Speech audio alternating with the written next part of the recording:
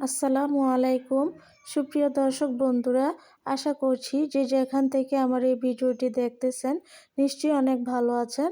আমি আলহামদুলিল্লাহ অনেক ভালো আছি। তাই তো বন্ধুরা, আজকে সকাল সকাল ব্লগটা শুরু করে দিলাম। তো সকালে নাস্তা দিয়ে তো এই তো দেখুন, এখানে চিয়া সিড আমি পানির ভিতরে ভিজিয়ে রেখেছি, এটা খাবো। আর হচ্ছে ওটস, ডিম ভাজি করে নিয়েছি, মানে ডিমের সাথে ওটস মিক্স করে ভাজি করে নিয়েছি, সাথে একটা কলাও নিয়েছি।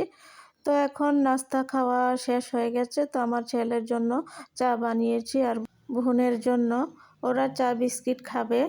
তো আজকে আমার নাস্তাটা একটু ভিন্ন রকমের ছিল। আপনারা যারা ডায়েট করেন তারা চাইলে ওটস মিক্স করে ডিম ভাজি করতে পারেন।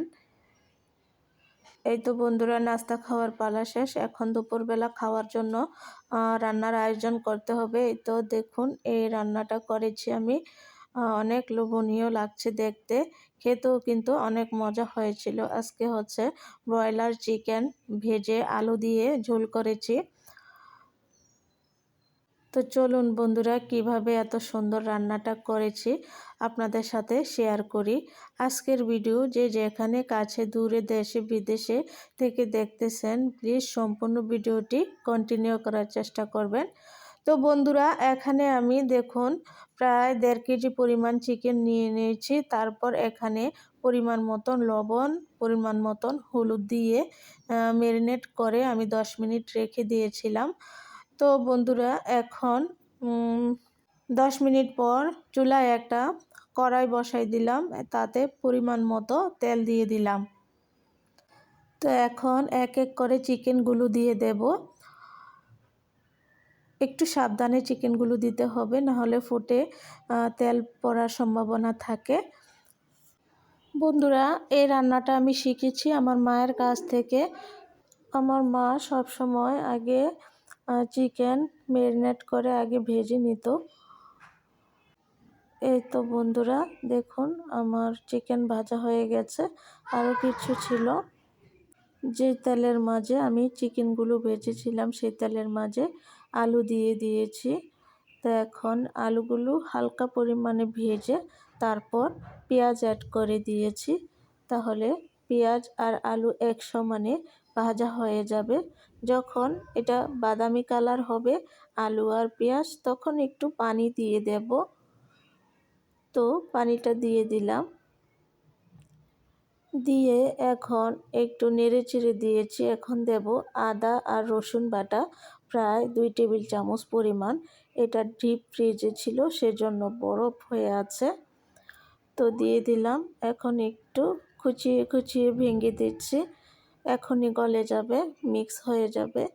তো এই আদা রসুন বাটাটাকে একটু কষিয়ে নেব, কারণ এটার একটা কাঁচা স্মেল আসে, সেটা যাতে চলে যায় সেজন্য কিছুক্ষণের জন্য কষানো হবে। তো বন্ধুরা, এখানে দিয়ে দিলাম 1 টেবিল চামচ পরিমাণ হলুদের গুঁড়া। হলুদটা এখানে কম ব্যবহার করেছি, কারণ আলু ভাজার সময় একটু হলুদ ব্যবহার করেছিলাম। তো এখন দিয়ে দিলাম 2 টেবিল চামচ পরিমাণ মরিচের গুঁড়া, দিয়ে এখন ভালো করে আলুর সাথে পেঁয়াজের সাথে কষিয়ে নেব। এভাবে নেড়ে চেড়ে কিছুক্ষণ কষানোর পর এখন দিয়ে দেব 1 টেবিল চামচ পরিমাণ জিরা, ধনিয়া, গোলমরিচের গুঁড়া। তারপর দিয়ে দেব 2 টেবিল চামচ পরিমাণ গরম মশলার গুঁড়া। আমি যা যা উপকরণ ছিল রান্নার মাঝে আপনাদেরকে দেখিয়ে দিয়েছি। এখন ভালো করে নেড়ে চেড়ে এই মশলাটাকে কিছুক্ষণ কষিয়ে নিতে হবে। চুলার আঁচটা মিডিয়ামে রেখেছি, যাতে পোড়া লেগে না যায় নিচ থেকে। তো বন্ধুরা, আমার কড়াইটা ছোট ছিল, তাই ওইটার মধ্যে আলু চিকেন একসাথে জায়গা হবে না, তো আমি আরেকটা পাতিলে ঢেলে নিয়েছি। অন্য চুলায় আমি গরম পানি বসিয়েছি আর একটু ঝোল দেওয়ার জন্য। এখানে তো এই তো বন্ধুরা, ঝোলটা দিয়ে দিলাম। যেহেতু আলু দিয়ে রান্নাটা করছি, সেজন্য একটু ঝোল বেশি লাগবে। আর আজকে আমি একটু ঝোল দিয়ে রান্নাটা করতে চাচ্ছি, মানে বেশি দিয়ে। তো বন্ধুরা, এভাবে 5 মিনিট রান্না করলাম। তারপর আমার রান্নাটা হয়ে গেছে, চুলা অফ করে দিয়েছি। আপনারা চাইলে বাসায় এটা ট্রাই করতে পারেন, সত্যি অনেক বেশি মজা হয়। সবাই ভালো থাকবেন, আল্লাহ হাফেজ।